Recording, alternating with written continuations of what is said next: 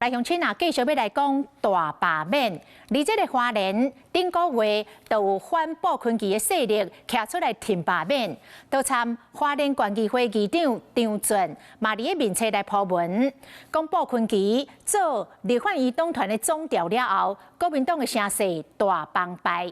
伊讲伊明确支持罢免保困期，伊甚至讲国民党内真侪大脑拢有共识，要来切割掉保困期。保困期到目前为止也未回应这个代志。今仔日一透早，花莲县议长张俊伫咧面册公开表态，要罢免保困期，认为接任立院党团总调，国民党着三帮式的海气，党籍立委着面对互罢免掉。张俊反对大罢免，毋过支持罢免保困期，国家重语气讲，敢若甲伊撤掉，国会才会当恢复理性来协商，互看做是正式表态。傅昆萁长久以来在花莲的操作就是这样，不是蓝绿对决，就是这样。像我们议会，他就会把你分裂，不会让你平静。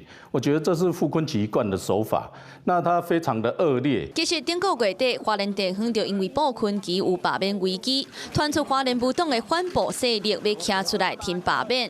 当时议长敢若透过面册铺文讲，花莲出现希望的光线，总算是开始改变，互改图意义真深，即嘛是正式表态。张俊议长骨子里就是蓝的哈，那他今天事实上的站出来支持罢免傅昆萁这个的行动真的是勇气可嘉。花莲罢免保困期已经进入第二阶段，张俊不是资深的国民党员，嘛不做县党部主委。这届议长选举想要连任，说互县党部用牌乌做理由无提名。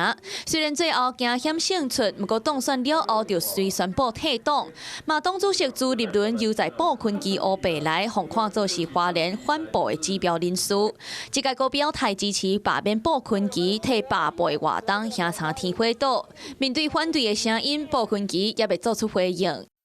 Hello， 我是张新文。想要抢先掌握最及时的新闻资讯吗？赶快订阅、按赞、开启小铃铛，锁定华视新闻 YouTube 频道。